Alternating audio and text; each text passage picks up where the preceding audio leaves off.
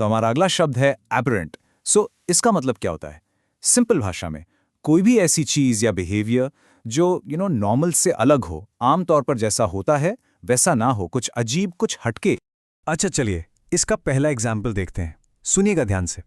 The sudden storm in the middle of a sunny day was an aberrant weather pattern. आप खुद सोचिए, मस्त धूप निकली हुई है, बढ़िया दिन है, और एकदम से तूफान आ जाए। ये नॉर्मल है क्या? बिल्कुल नहीं, राइट? तो मौसम के इस अजीब अनएक्सपेक्टेड बिहेवियर को ही हम कहते हैं एबरेंट वेदर पैटर्न। अब दूसरा एग्जाम्पल देखते हैं जिससे ये और क्लियर हो जाएगा। सेंटेंस है, His decision to quit a stable job to become a street artist was seen as aberrant by his family. यानी एक अच्छी खासी स्टेबल जॉब छोड़कर कोई स्ट्रीट आर्टिस्ट बनने का फैसला ले ले तो उसके परिवार वालों को ये अजीब लगेगा ना। उनके लिए ये एक एबरेंट डिसीजन था, मतलब एक ऐसा फैसला जो नॉर्मल रास्ते से बिल्कुल अलग है। तो अब तक हमने मौसम और बिहेवियर की बात की, लेकिन एबरेंट वर्ड का यूज साइंस और मेडिसिन में भी खूब होता है। और ये रहा हमारा तीसरा example. The lab results showed an aberrant protein level, prompting the doctors to run more tests. यहाँ aberrant का मतलब है कि लैब रिजल्ट्स में जो प्रोटीन का लेवल था वो नॉर्मल रेंज से ऊपर या नीचे था, मतलब स्टैंडर्ड नहीं था। और जब भी कुछ ऐसा aberrant मिलता है तो डॉक्टर्स को और टेस्ट करने पड़ते हैं टू फिगर आउट की प्रॉब्लम क्या है। ओके, सो ये वर्ड आपको न्यूज़ हेडलाइंस और टेक्निकल रिपोर्ट्स में भी दिखेगा।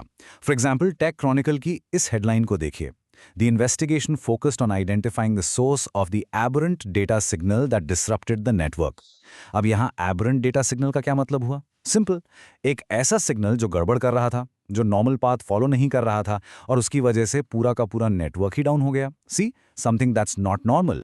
एक बात हमेशा याद रखिए, किसी भी नए वर्ड को मास्टर करने का बेस्ट तरीका है उसके सिनोनिम्स यानी इससे मिलते जुलते शब्दों को समझना और एंटोनिम्स यानी उल्टे शब्दों को समझना। तो चलिए एबरेंट के सिनोनिम्स यानी इससे मिलते जुलते शब्दों को देखते हैं। ये हैं एटिपिकल, डेविएंट और एनॉमलस। बेसिकली इन सब का मतलब है कुछ अजीब, कुछ अबनॉर्मल। और अब इसके एंटोनिम्स यानी उल्टे शब्दों पर नजर डालते हैं। नॉर्मल, टिपिकल और यूजुअल। बिल्कुल सीधा सा मतलब, आम, सामान्य।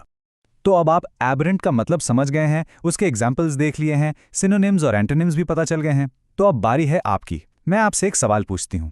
How can you use the word aberrant to describe something in your own life? थोड़ा सोचिए, अपने आसपास देखिए, क्या कोई ऐसी चीज है या किसी का बिहेवियर है जिसे आप एबरेंट कह सकते हैं? एक सेंटेंस जरूर बनाइएगा। Practice makes perfect.